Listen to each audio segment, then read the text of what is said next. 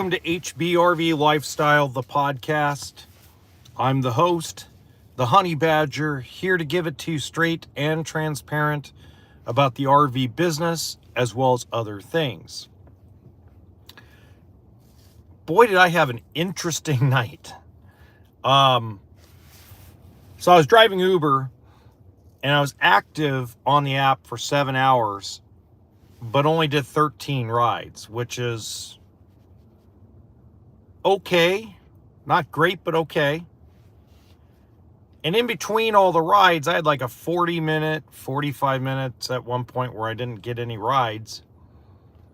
And I decided to scroll through TikTok, which I normally don't do. I normally, when I upload something, I'll scroll through.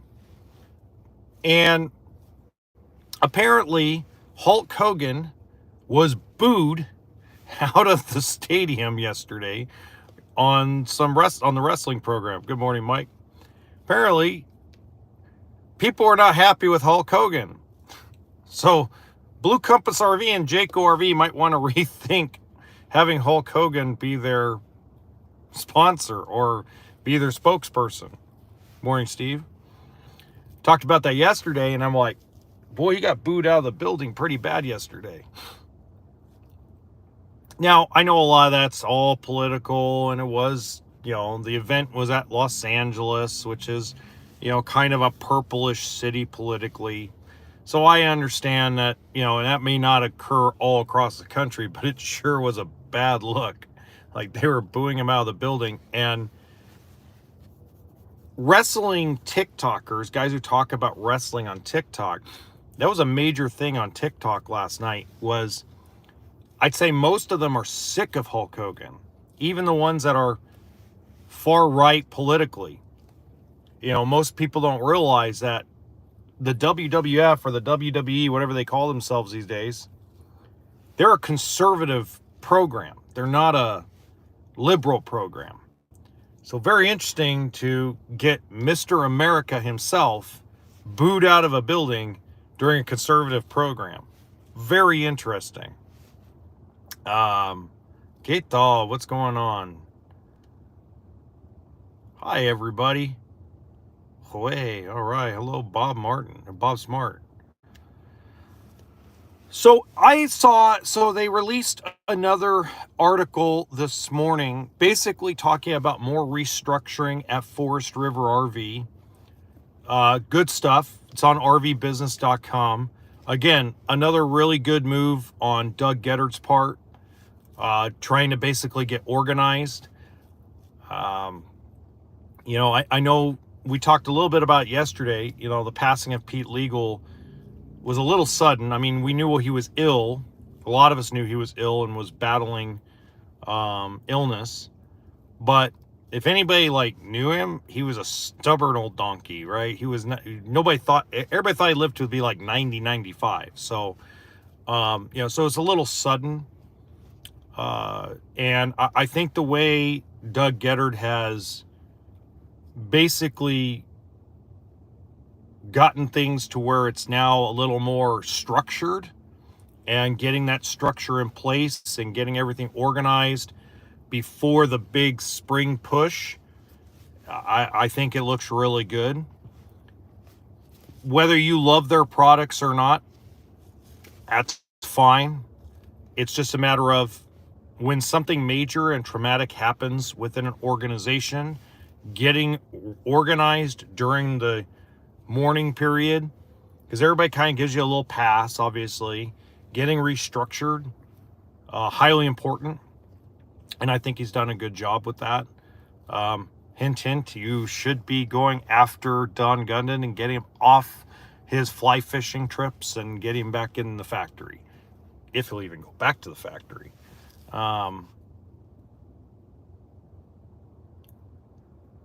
So anyway, long story short, I think that Forest River is on its way to maintaining its status as the largest manufacturer of RVs in the world. That being said, we have a little bit of turmoil that hasn't been talked about yet publicly. And again, I want to bring back, and I'm going to use Brinkley as the example because everybody knows who Brinkley is. Very easy to, we're not picking on them, but just easy to use them as an example. Okay. There are some independent RV companies that you never heard of, or if you have heard of them, it's because you're in a very niche portion of the industry and the community and the lifestyle. Okay. So there is a group of investors that are trying to purchase a company like Brinkley, who's independent, has multiple streams of products, but not different brands.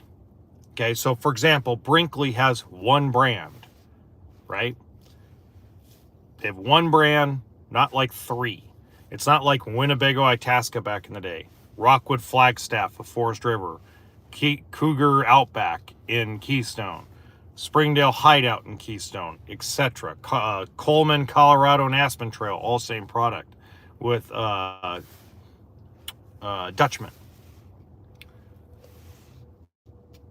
Yes, I am, Tobias. But the reality is that a lot of the companies that they're interested in investing into are either owned by a big corporation or have basically started the process of bankruptcy. Okay. So one of them is called Little Guy Trailers. Now, a lot of you guys have never heard of that. That's why I used Brinkley as an example, because Brinkley has one brand. And that's kind of what they're looking for, like a fifth wheel, a toy hauler, and a travel trailer. Little Guy has a travel trailer, or had a travel trailer, a teardrop, and a camper. So Little Guy is gone. But apparently there's an investment group that wants to purchase the company out of bankruptcy. Something that hasn't been talked about and isn't being talked about publicly. They're looking to purchase 4 or 5 of these type of companies. They're not looking to buy Brinkley because, number one, when Brinkley sells, not if, but when Brinkley sells, just by history of the ownership group, it's going to sell for a really big amount of money, just like Grand Design did. Okay. These guys are looking for somebody that's in financial strain, financial trouble, and they're looking to get this into this industry through basically the back door. So instead of throwing their money at Warren Buffett or throwing their money at Winnebago or throwing their money at Thor Industries or Rev Group, and instead of trying to buy a Brinkley or buy a Genesis RV or buy an Alliance RV, these guys are going to try to go after these companies that are going out of business or that have already gone out of business and are in bankruptcy court to dissolve the company. Good morning, Skylar. So what that means is we're going to have fresh blood. If they have their way, we're going to have fresh American blood in the RV industry. These investors are all American born, American made, even though they're from different cultures. Okay, family backgrounds are all different. Their families, all 3 of these guys, from what I'm understanding, their families were immigrated here. They were born here, but their families immigrated here, worked their way up the world, sent these boys to college. These guys have done really well in crypto, really well in apartment type real estate, and now they're looking to expand their portfolio into the RV industry, and they're looking to pick up guys like this. What does that mean overall? Well, what that means is because you're going to get younger blood inside the industry, it can go one of two ways. The way I think it'll go is if, let's say, they put together and buy 3 or 4 of these companies that are closing their doors and are in bankruptcy or in dissolve mode, kind of like a Big Lots, kind of like a Party City, kind of like a, a Sizzler, etc. I believe these guys have the ability to turn it around. And because they're younger, they're a little younger than me from what I'm understanding. I'm 40, so they're a little younger than me. They're in their late 30s. What this means is if they're going to be successful, they're going to be successful by a lot of stuff we talked about yesterday. Which a lot of stuff we talked about yesterday was about marketing and social media. So that means, in all reality, there's going to probably be some competition in the next 5 years. You're going to add a group, because this isn't going to be one company bought. These guys are going to buy several of these type of companies. Everything, and it's all niche stuff. It's not mass-produced stick-and-tin travel trailers. It's not mass-produced Rockwood Flagstaff type of travel trailers or fifth wheels. Not to talk crap about Rockwood or Flagstaff, but most people know who that is, right? From the understanding, too, is these investor groups are also going to apparently look into producing and building their own components. And the backbone of their cash flow, from what I'm understanding, is buy parts companies, conglomerate them together, and compete with Lippert Components and sell the components not just to their own companies, but also to other RV manufacturers as well as open it up to consumer as well. So if that all comes to fruition in the next, let's say, 2 to 5 years, that process actually gets moving and traction forward, it means you will have now 4 companies that sell parts to the RV manufacturing industry. You won't just have one. You'll have 4. That's good for Lippert. It's good for every one of the other companies, because generally when there's more companies that are competing, it doesn't drop prices necessarily, but it drives innovation.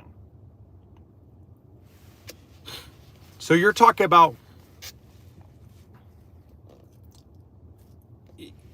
obviously somebody sees something, because this is a recreational industry. This is a lifestyle industry. This is not an investment financially. Anybody who thinks that this is a financial investment in an RV or even a boat or a dirt bike, you're in it for the wrong reasons. This is a purchase. This is not an investment financially. This is like going down and buying a big screen TV, but on a much larger scale. This is like,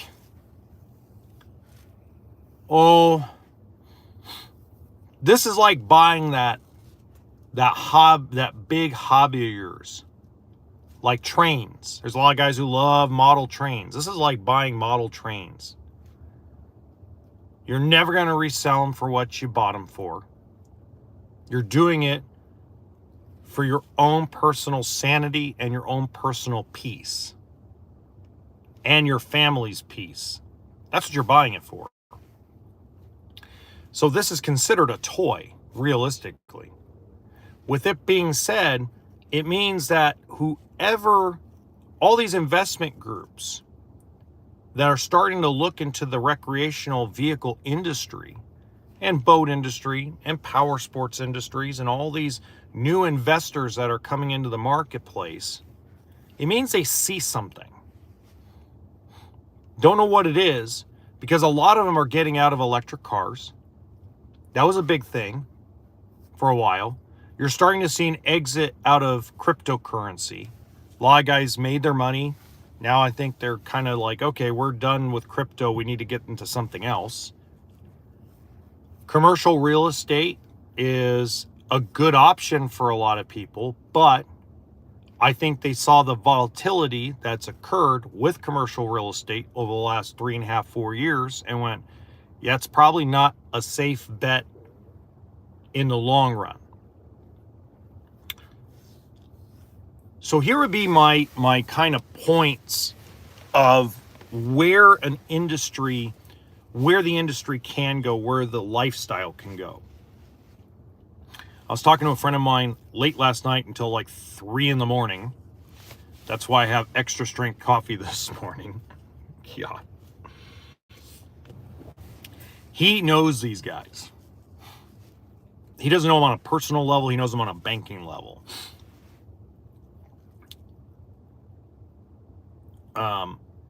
Oh, yes, they are. There's a lot of people that are done with crypto. They made their money and they're out. There's guys who bought into Bitcoin when it first came out. They made their money. They're out. They're looking for another asset class. No, it's not about that, Joe. This is what it's about when it comes to guys like this. Guys like this buy into an investment at the beginning when it's like nothing, and they just sit on it. And then when it gets to a peak and drops just once, one big drop, and then makes a rebound, they get out. They're done. Okay? And the reason why they do that is because they're in for like a 5 to 7 year deal, and then they're out. They collect their money, pay their tax, reinvest the thing into the next thing. They're going to get into at pennies on the dollar compared to what it'll be in 7, 8 years. It's like people that bought Amazon or bought into Elon Musk's Tesla. They like, okay, we're going to be in this for 7 years, 8 years. And once it plateaus and drops and comes back, once it makes the comeback, they sell it and they're done. And they go, we're out. Okay, what's the next one? What's the next project? These guys are always these type of guys are always constantly moving. They're never staying in one spot. Just like Warren Buffett. Warren Buffett loves Bank of America. Yeah, he sold all his stuff. Got out. We're done. And Warren Buffett even said that he was in too long. So these guys are more, they don't care where the peak is. They just, once it peaks, has its big drop, starts a comeback, they sell it off, make a ton of money, and walk away. It's low risk, high reward, and they move on. So,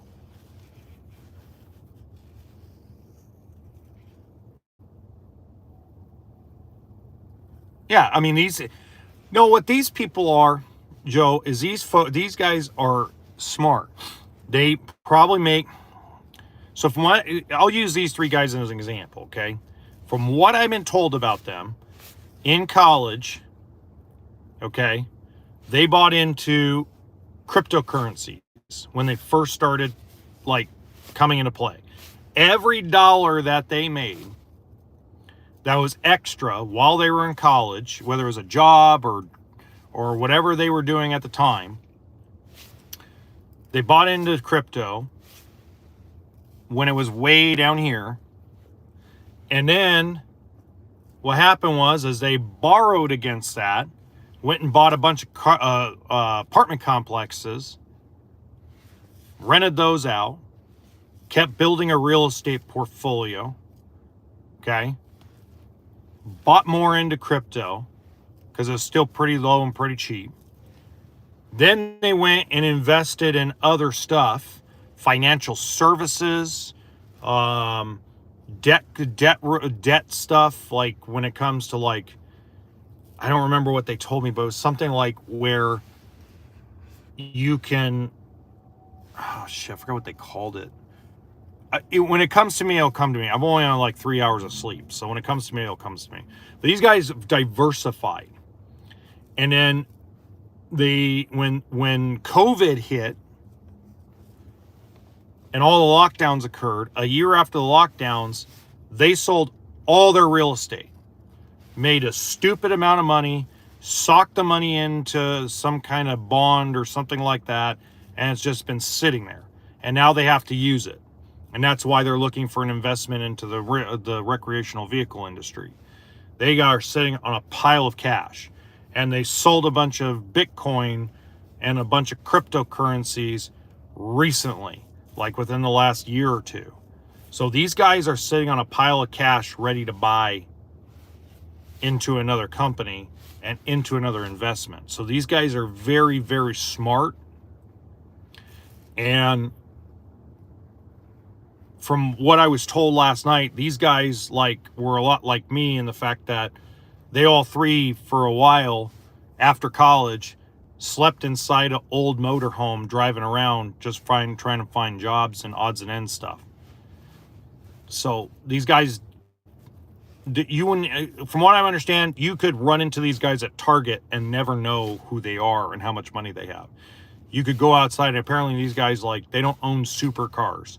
They don't own, big mansions. These guys own Toyota Camrys and Toyota Corollas. I mean, that's the type of guys these are. They wear cargo shorts and t-shirts into Walmart. You never know who they are.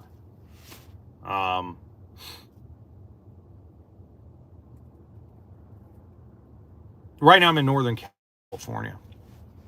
But that is, again, we're getting a little off subject, but those are the type of people that helps move innovation forward. They're young, they're hungry. No offense to the guys that are executives at the RV industry level, but they're getting older, they're getting grouchier, they're getting grumpier. It's hard to be truly innovative when you're sitting like they say, pigs get fat, hogs get slaughtered.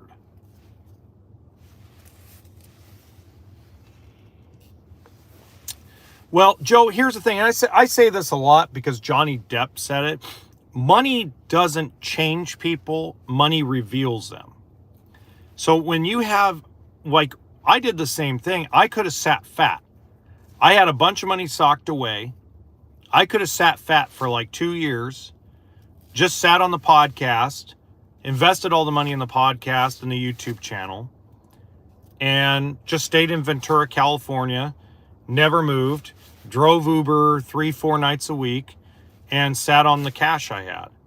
And I didn't do that. Instead, I I took that money and I chased a couple of dreams. Scrooge McDuck says it perfectly in the old DuckTales shows, way back in the 60s. Money can't, money just sits, it doesn't do anything. It might, Steve, but again, this is still a ways away. And, if I have this information, I'm pretty sure they know this. And I think that's why you're starting to see a shift. So there's a big shift that you can see. So we got a Flagstaff, a 2025 Flagstaff travel trailer.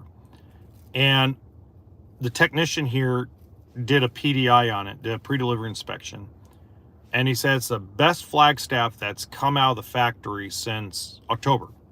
Because as I've said before, a lot of service guys have told me that October, November, and even early December, the quality coming out all the factories, including Brinkley, including Grand Design, including Forest River, including Keystone, was just garbage. They felt like they were re-putting them all together, right? So that being said, okay, they said, the technician said that it was thousands of times percent better than what it has been. And probably a lot more well put together than most. Now, a lot of that has to do with the fact that there was, obviously they took a longer break than they normally do.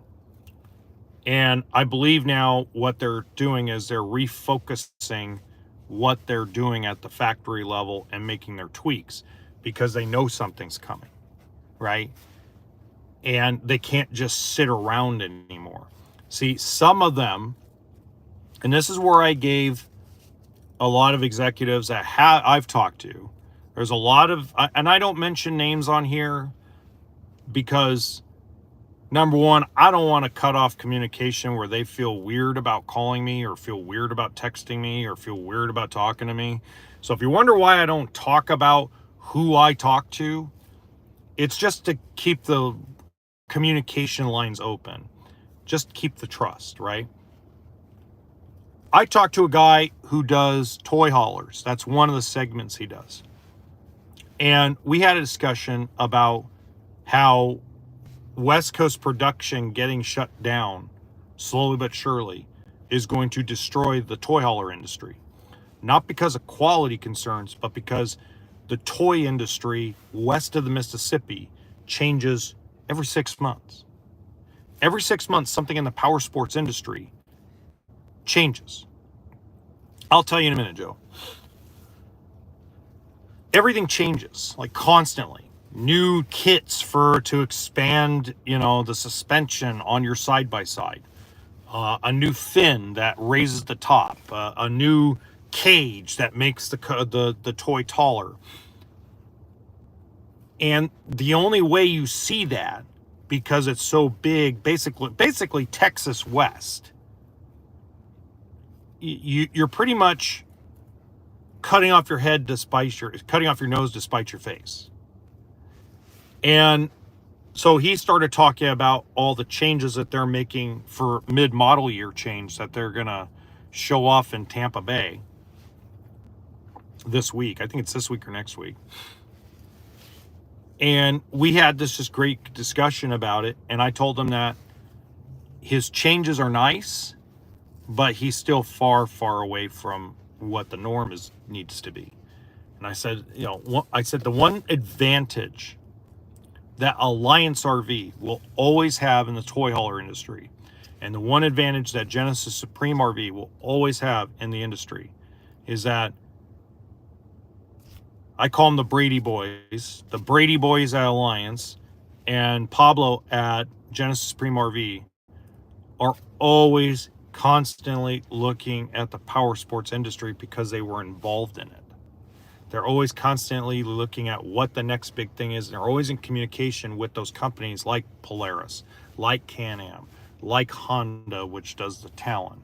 So there's always a constant open communication of what's going on. And that's why you always see two companies ahead of everybody else.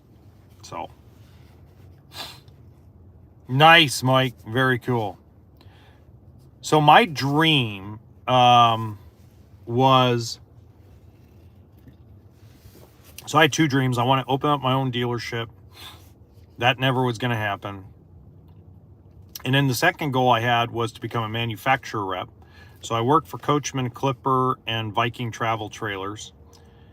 I came in right as the economy took a crap. So I burnt through all my savings just trying to survive. My family and we sat down and we figured out, okay, well, at least I did, because I usually handle all that. But so we have, and I thought, okay, we have about 2 years of savings. So if we take our Cougar fifth wheel up to Oregon and we stay on my mom's property, we have 2 years of money with some to spare just in case something goes wrong with the Cougar. Well, then inflation went out of control. And instead of us on an average spending $200 a week in groceries, we were spending $600 a week in groceries for the same basics, actually for less. and there was no income coming in because the industry had come to a standstill. So I burnt through all my savings just in less than 14 months. So I took whatever I had left and I went down to Nevada and took over a store that one of my former employers bought. That failed miserably. Started out like a house on fire, but because we were trying to get rid of old, falling apart inventory, and we were successful at it. But then after all that falling apart inventory went out, and after the company was running out of money to get rid of that stuff, and the manufacturers weren't pitching in like they should have, that store closed. So I had a rough last 2 years. 2024 is probably the roughest year I've ever had. Some good stuff came out of it. The podcast grew. The main channel grew. My TikTok grew. So now this is where my life headed. So I hope that answers your question, Joe. What do you think investing in the corn industry? I don't think that'll be a good long-term investment, Joe. Hola, 111 knows. No, you're fine. I don't think it's a good investment. I really don't, because that's going to be the whole OF thing. It is going to be a fad. It'll go away, like Vine, like MySpace, because there's just so much stuff that's free out there. It's a fad right now, and there's just too much free stuff out there. So why would you want to pay for it? Eventually, people are going to be, these millionaires will keep doing the OF thing and keep it propped up. But average Joe, there's going to be a point in time where we're like, I'm not spending $20 for something I can get for free just by looking at a certain website. So I think that's not a very good one. If I were going to invest, if I had 100 grand right now, I'd find like a tech company that's working on the next generation of either light bulbs or circuit boards or something of that nature, and I'd throw all my money in that while it's a penny stock and then just sit on it for a while. That's what I would do.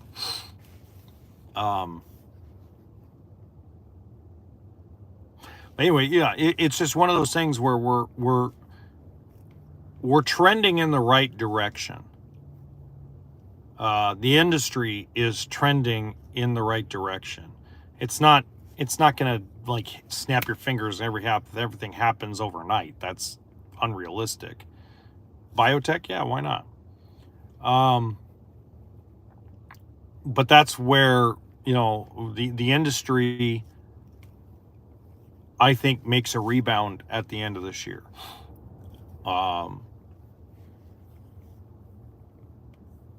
I think we still got about 6 months of hell to go through.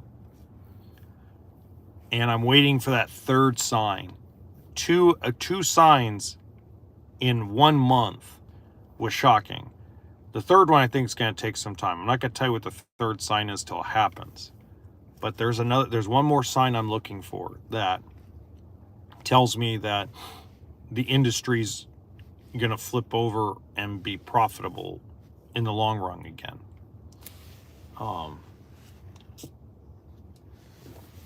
So,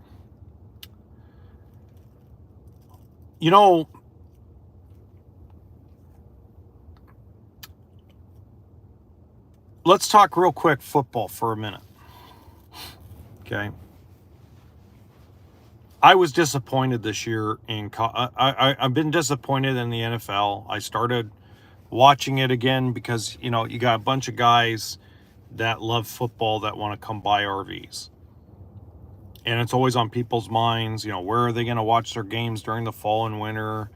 How are they going to watch this? How are they going to watch that? I mean, it's kind of just it's just kind of a fact of life. And I've been very disappointed in it. What I wasn't disappointed in is the bowl games in college. If you don't know, I'm a huge college football fan. And this next season, I'm going to dedicate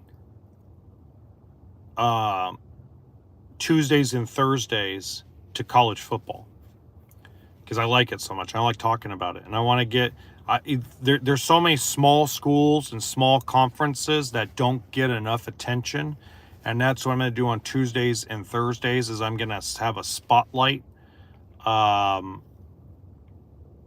college football for those conferences like the Sun Belt and things of that nature, because the bowl games were really good.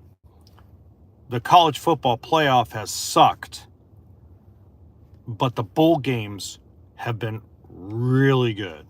The bowl games this year were outstanding. Give credit where credit's due that some of these folks that run these bowl games picked some really good matchups. At first glance, you were like, this is garbage. Alabama and Michigan end up one of the better games.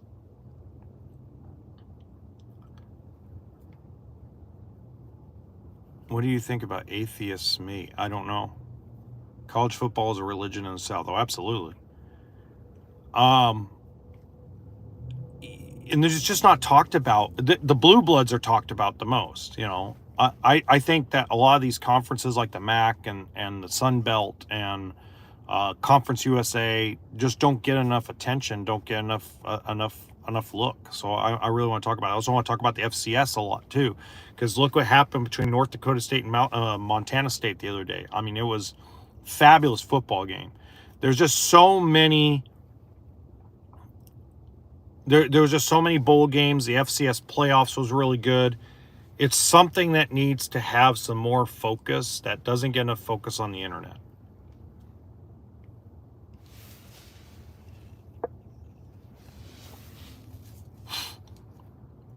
I just wouldn't do it, Joe. I mean, I'm telling you. I mean, you do what you want with your money, but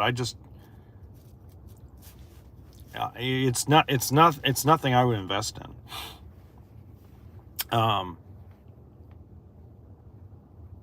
You know, it's one of those things where the NFL's ratings and the NBA ratings are going down, but college basketball, including the women's basketball, is going up. College sports in general is trending upward. Okay. Why? Because women's basketball at the college level, men's basketball at the college level is real basketball. It's not, you know, one of my favorite Family Guy episodes is when Peter and Cleveland are going to play this basketball game on the Nintendo or the Super Nintendo or whatever it was. And, you know, Peter is running across the court and goes, corner three. And then he goes, what's he going to do now? What's he going to do? Corner three. And that literally is the NBA. Corner three. Corner three. I mean, that's all the NBA is anymore. It's just run down the court, don't play defense, and shoot threes. College sports is now, they talk about zone defense. And because only, 0.5%, not even 0.5%. What'd they say the other day? 55 players every year get drafted to the NBA. Every year. 55 out of 366 schools. Each team has 18 players. Do the math. So these guys are playing to play for an education and playing for pride. So that's the reason why, especially right now, you see the college basketball landscape, both men's and women's, is trending upward. And it's not talked about as much because you have too many it's just like the RV industry. You have too many old timers making decisions thinking that their evolution is a bad thing. No, it's not a religious thing.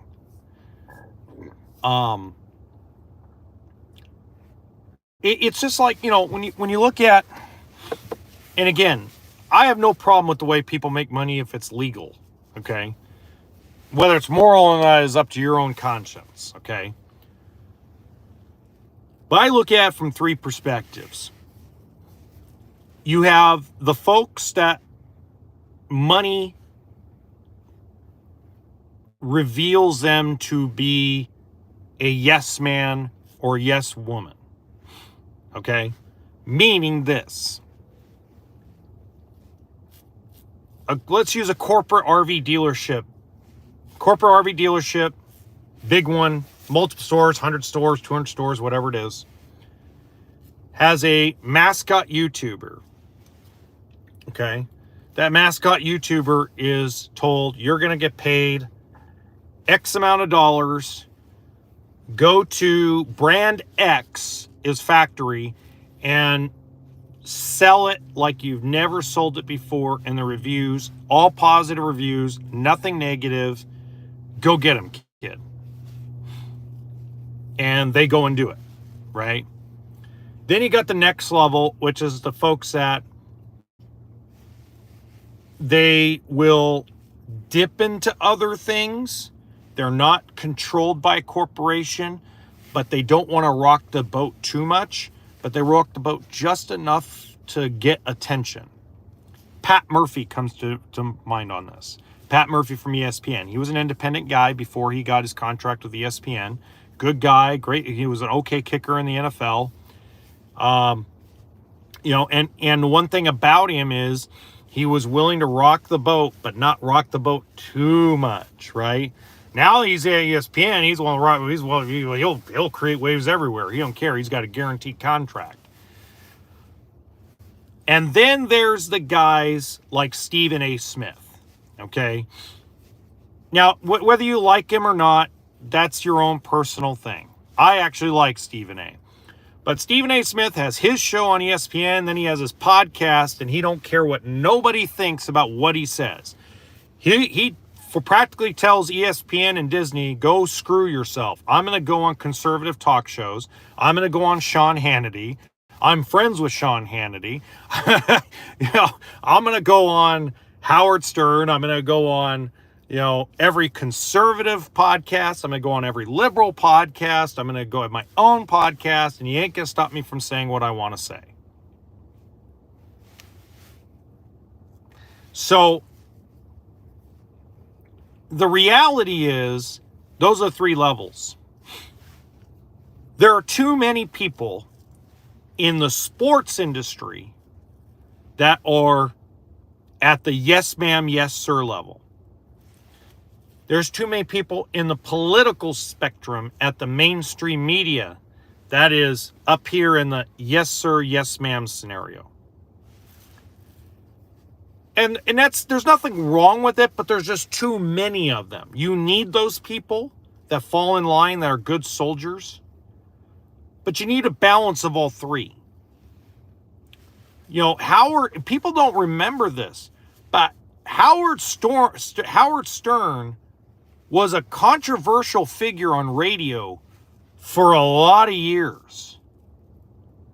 Everybody forgets that because nowadays he's so calm. He's not what he once was. Larry King was a controversial figure on television because he was at third level. So in the sports industry,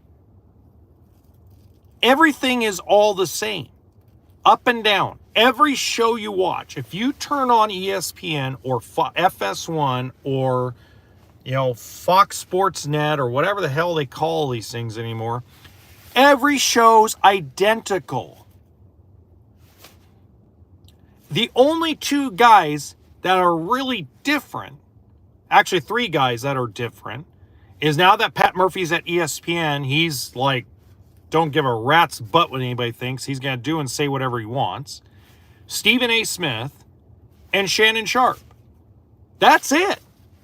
Everybody else is mostly fall in line with this.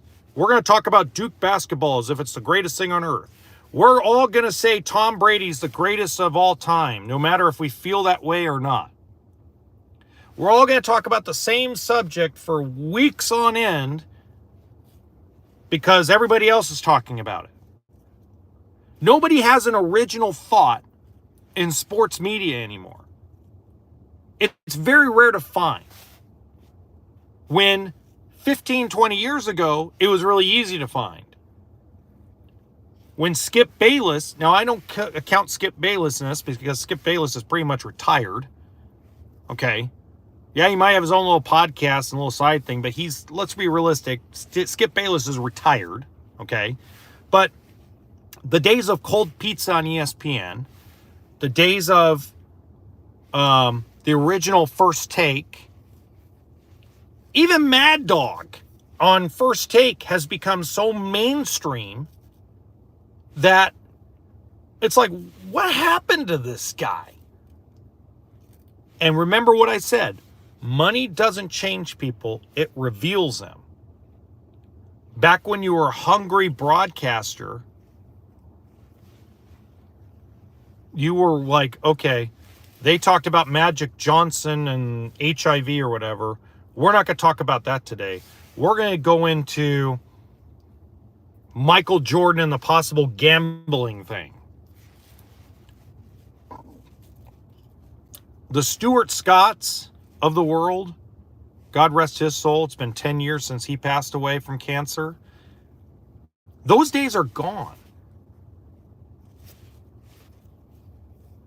And it's because there's just so much money being filtered in. And it's revealed people to be, excuse my language, forgive me if there's children involved, children around, but it's made a lot of these people chicken shit. Because, oh my God, if I say the wrong thing, I'm going to get canceled. Hell, I've said the wrong thing on this podcast several times and it keeps growing. Why? Because some people just want you to keep it real. Do I think Lamar Jackson deserves the MVP this year in the NFL? No. Do I think Josh Allen deserves the MVP in the NFL this year? No. It should go to either Joe Burrow or Saquon Barkley. They were the two best players in the NFL this year.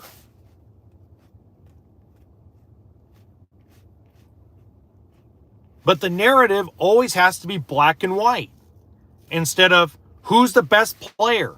Who was the best player this year? Who had a bigger impact on their team's success this year?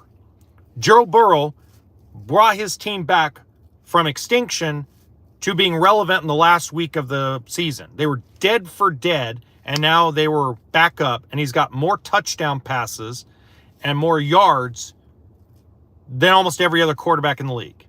Saquon Barkley put his team, the entire Eagles team, on his back this year because of all the injuries to Jalen Hurts and offensive line. He put the entire team and the entire team's offense on his back and dragged them to the number 2 seed.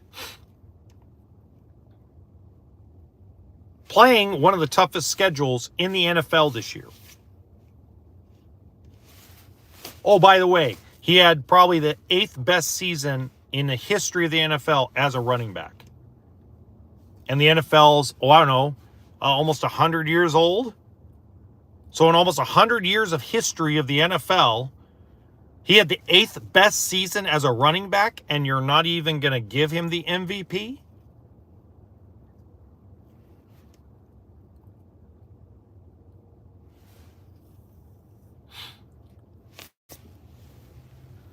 So, I mean, and again, I'll compare sports to the RV industry real quick because I only got like 2 minutes left because I got to go do a house call today in a motorhome. Sports talk shows are a lot like travel trailers. Okay? There's only 6 floor plans. That's realistic. In a travel trailer, there's only 6 floor plans.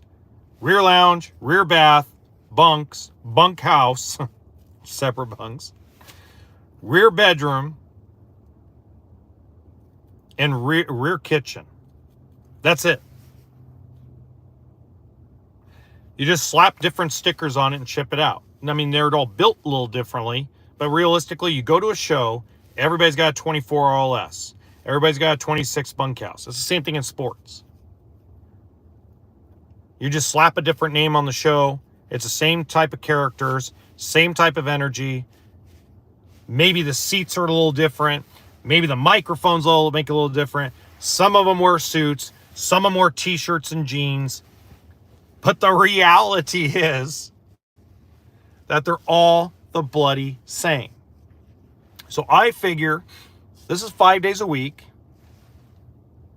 I figure I dedicate 2 days to college football, and I'm going to make them Tuesdays and Thursdays, and it's going to start in June. And that's how I'm going to do it. So, until tomorrow, remember, RV stands for toolkit and sense of humor.